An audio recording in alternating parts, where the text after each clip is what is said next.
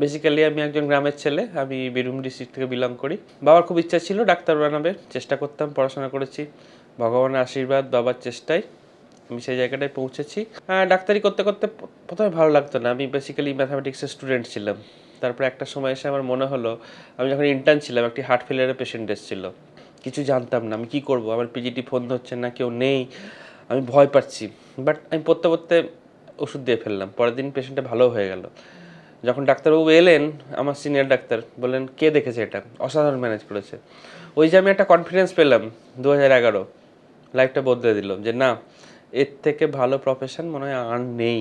এটাই হয়তো আমাকে ভালো রাখবে, এটাই হয়তো আমি আরও কাউকে ভালো রাখতে পারি। তারপরে এগিয়ে যাবো আস্তে আস্তে। তারপর আমি এমডি পিডিয়াট্রিক্স করি, শিশু বিশেষজ্ঞ। তারপরে বললাম না, এটা এখানে থেমে থাকার না, আমি পড়তে ভালোবাসি, আমাকে সোসাইটি কিছু চেঞ্জ করতে হবে, মানি ইজ নট এভরিথিং। তখন আমি পিডিয়াট্রিক রিউম্যাটোলজি করি। আমি পিজিআই চণ্ডীগড় চলে যাই। দিনের শেষে আমি পিডিয়াট্রিক রিউম্যাটোলজিস্ট।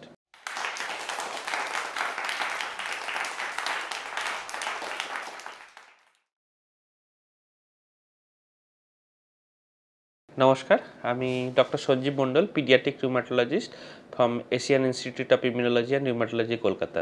ক্লাসে তখন ডক্টর রণকালী তর্কালঙ্কা বলে একজন টিচার ছিলেন আমি বীরভূম জেলা স্কুলের স্টুডেন্ট। তো উনি ক্লাসে এসে বলতেন যে আজকে আমি একটা টাস্ক দেবো, যে পারবে সে স্টুডেন্ট অফ দ্য ক্লাস হবে। তো ওটা আমার একটা অ্যাডিকশান ছিল যে আমাকেই হতে হবে, আমাকেই হতে হবে। তো ন্যাচারালি আমিই হতাম।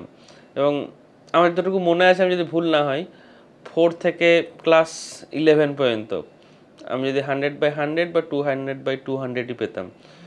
যাই হোক, উচ্চ মাধ্যমিকে গিয়ে আমি হয়তো 195 পেয়েছি, বাট স্টিল আমি মনে করি I was A mathematics student. তারপরে আমি বেলুড় রামকৃষ্ণ মিশনে চলে যাই। আমার স্ট্রিমও ছিল, বায়োলজি ছিল না, আমার স্ট্রিম ছিল স্ট্যাটিস্টিক্স। আমি স্ট্যাটিস্টিক্সের জন্য অ্যাপ্লাই করেছিলাম, আমি স্ট্যাটিস্টিক্স পেয়েও ছিলাম। বাট বাবা যখন জানলো যে আমার বেস্ট ফ্রেন্ড, আমার পাশের বাড়ির ছেলে হচ্ছে ডাক্তার হতে চলেছে, তার বাবা ডাক্তার, বাবা না, এটা হতে পারে না, তুই স্ট্যাটিস্টিক্স পড়তে পারিস না, তোকে ডাক্তারি পড়তে হবে। মনে দুঃখ থাকা সত্ত্বেও আমাকে চেঞ্জ করতে হয়েছিল। তারপরে ডাক্তারি করার মতো যোগ্যতা আমার ছিল না, বাট আমি ঘষতে ঘষতে ঘষতে ঘষতে একটা সময় মনে না হতে পারি, হয়েছে আজকে। যাই না ভালো বা খারাপ। একজন মহিলা ছিলেন, আমি এনআরএস মেডিকেল কলেজে ছিলাম, উনি বেলেঘাটা থেকে ছিলেন, অ্যারাউন্ড 80+ এজ। ওনার স্ট্রোক হয়েছিল। তো ইউজুয়ালি স্ট্রোক হলে কি হয়, মিড লাইন শিফট যদি কারো হয়ে যায় তাহলে বাঁচার সম্ভাবনা কম থাকে। আই ওয়াজ ইন্টার্ন জাস্ট, আমি শিখছিলাম। But with the bless of God উনি বেঁচে গেছিলেন। বাট ওনার সবসময় ওনার বাড়ির লোকের মধ্যে আমিই বাঁচিয়ে দিয়েছি, কেননা আমি 24 ঘন্টা দেখতাম। তারপরে ওনার যদি পটি না হতো, উনি তাতেও আমাকে ফোন করতেন। উনি যদি একবার কাশি হতো, তাতেও আমাকে ফোন করতেন। উনি যদি খেতে না হতো, তাতেও ফোন করতেন। আমার তখন মনে হলো যে এর থেকে ভালো কিছু হতে পারে না। তো ওগুলোই আমার মেমোরেবল ডে। ঠিক আছে, প্রতিটা দিনই মেমোরেবল। কিছু না কিছু নতুন হয়, কিছু না কিছু শিখি, কিছু না কিছু ভুলে যেতে হয়। বাট যখন আস্তে আস্তে আস্তে আস্তে 5 বছর 6 বছরে চেঞ্জ হলো, আমার মনে হলো না, এগুলোই মেমোরেবল ডে। যে আমার একটা মেমোরেবল ডে আর একটা লোককে মেমোরেবল ডে দিতে পারে। ওইভাবেই শিখছি, এখনও শিখে যাচ্ছি। তো বেসিক্যালি আমি একজন পিডিয়াট্রিক রিউম্যাটোলজিস্ট। তো পিডিয়াট্রিক রিউম্যাটোলজিস্ট মানে বাত বিশেষজ্ঞ। তো আপনারা নিশ্চয়ই ভাববেন যে হ্যাঁ, অ্যাডাল্ট রিউম্যাটোলজিস্ট তো শুনেছি, বাচ্চাদের আবার বাত হয় নাকি? নিশ্চয়ই অবাক হন, খুব স্বাভাবিক ব্যাপার। বাট প্রথমে আমি বলে রাখি, বড়দের যেমন প্রেশার হয়, সুগার হয়, থাইরয়েড হয়, কোলেস্টেরল হয়, বাত হয়, ঠিক তেমনই বাচ্চাদেরও বাতও হতে পারে, সুগারও হতে পারে, কোলেস্টেরলও হতে পারে, থাইরয়েড হতে পারে। বাট কিছু ডিফারেন্স আছে। যেমন বাচ্চাদের মধ্যে যতটা পরিমাণে হয়, বড়দের মধ্যে তার পরিমাণে ডিফারেন্স অনেক আছে।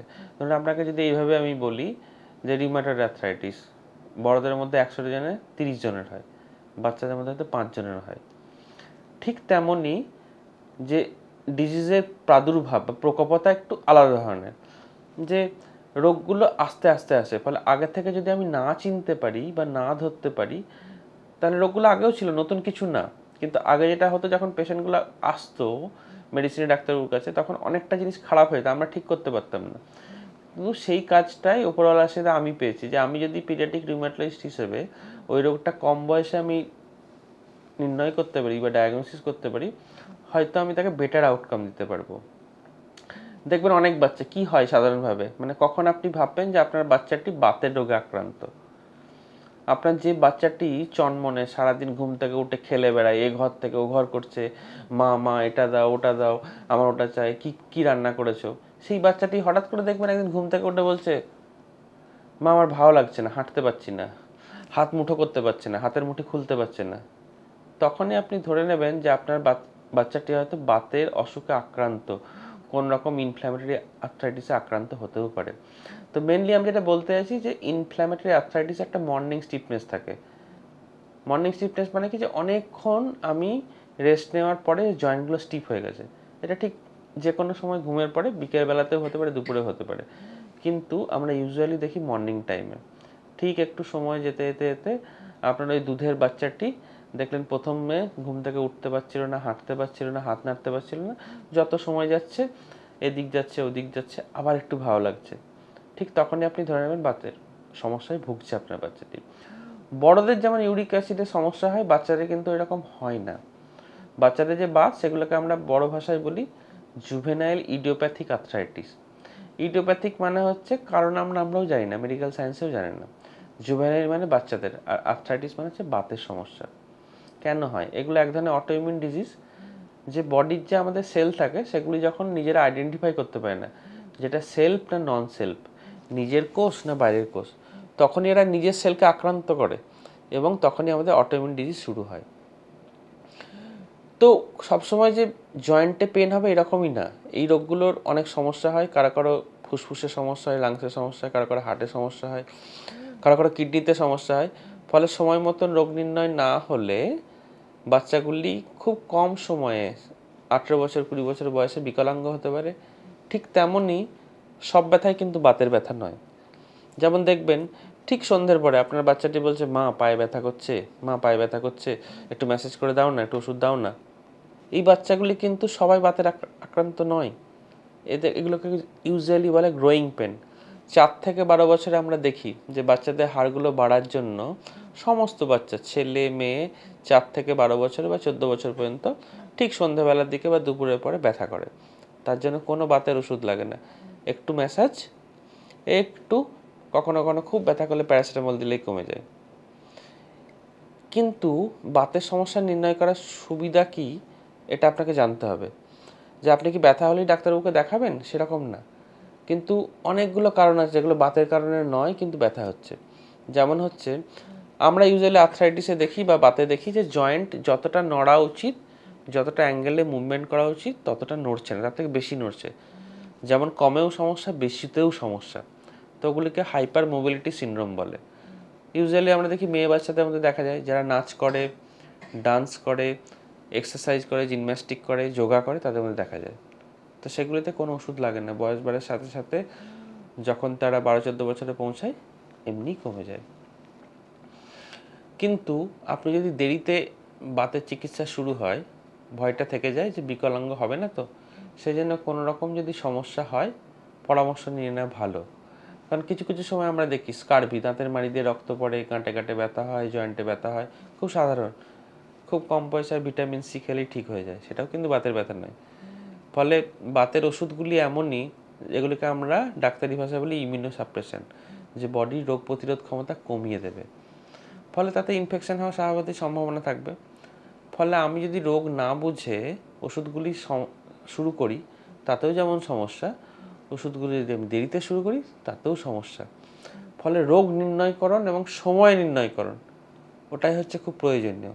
তাই যদি কখনো দেখেন আপনার বাচ্চাটি ঘুম থেকে উঠে নাড়াচাড়া করতে পারছে না, হাঁটাচলা করতে পারছে না, হাটের মধ্যে খুলতে পারছে না বা হাত মুঠো করতে পারছে না, সঙ্গে সঙ্গে আপনার বাচ্চার ডাক্তারবাবু পরামর্শ নিন।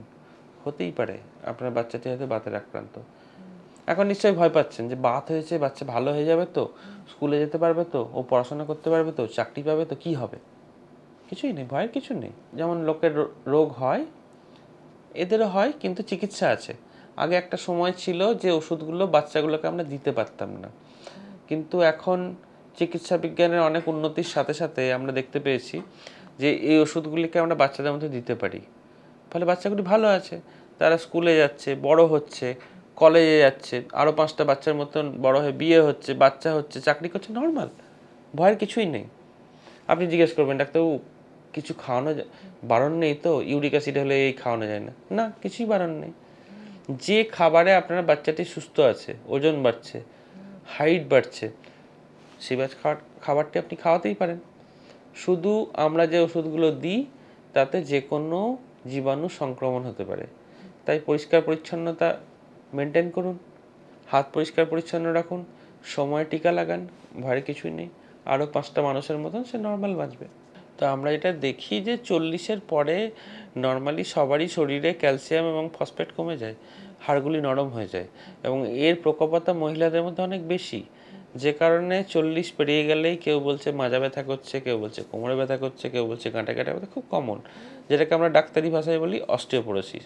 কারো যদি আমরা আরও ডিটেলসে হিস্ট্রি নিয়ে দেখি যে হ্যাঁ আমার মা সামান্য পড়ে গেছিলো, চোট লেগেছিলো, ফ্র্যাকচার হয়ে গেছে, তো তাদের ইউজুয়ালি কী থাকে, অস্টিওপোরোসিস থাকে। তো এটা বয়সের ধর্ম।